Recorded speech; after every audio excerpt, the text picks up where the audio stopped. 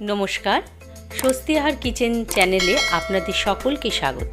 প্রতিদিন সন্ধেবেলায় বাইরের কেনা খাবার না খেয়ে বাড়িতেই চটজলদি বানিয়ে ফেলুন না মটরশুঁটি আলু দিয়ে ভাজা, আর তার সাথে মুড়ি নিতে যেন ভুলবেন না।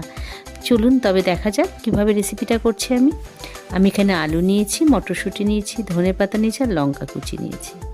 প্রথমে কড়াইতে তেল দিয়ে আমি লঙ্কাগুলো এর মধ্যে দিয়ে দেব।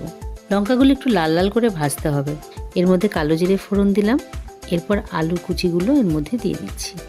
একটু নাড়াচাড়া করেই লবণ দিতে হবে, স্বাদ মতো লবণ এবং হলুদ দিতে হবে। আমি মটরশুঁটিগুলো এর মধ্যে দিয়ে দিচ্ছি। এরপর সব কিছু আবারও ভালো করে নাড়াচাড়া করে নিলাম।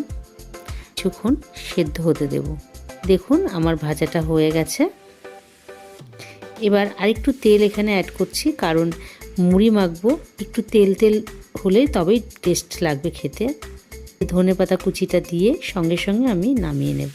দেখুন কত সুন্দর হয়েছে না দেখতে। মুড়ির মধ্যে আরেকটু তেল অ্যাড করছি। ভালো করে মুড়িটা মেখে আমি গাজরগুলো এর মধ্যে দিয়ে দিলাম।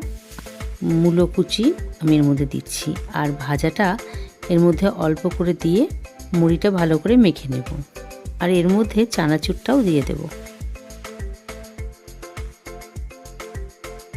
দেখুন এবার মটরশুঁটি আলু ভাজা যেটা রেখেছিলাম সেটা গার্নিশ করার জন্য ওপর দিয়ে দিলাম। তারপরে মূলো কুচিটাও ওপর দিয়ে দিচ্ছি। চানাচুরও একটু রেখেছিলাম, সেটাও দিয়ে দিলাম। এরপর গার্নিশ করার জন্য একটা ধনেপাতা আমি ওপর দিয়ে সাজিয়ে দিলাম। আমার রেসিপি একদম কমপ্লিট।